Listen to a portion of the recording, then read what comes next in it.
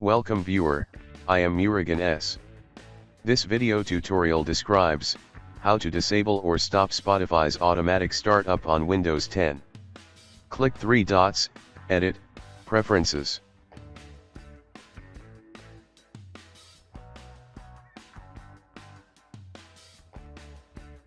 Click Show Advanced Settings.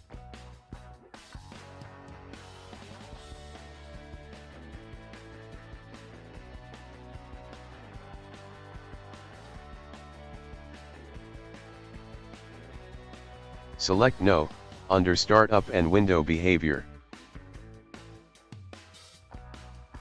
Second method is, right-click Taskbar, Task Manager. Click Startup tab. Select Spotify. Click Disable.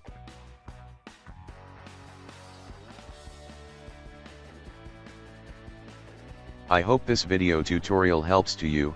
Please like, share and don't forget to subscribe my channel. Thank you very much. See you next video.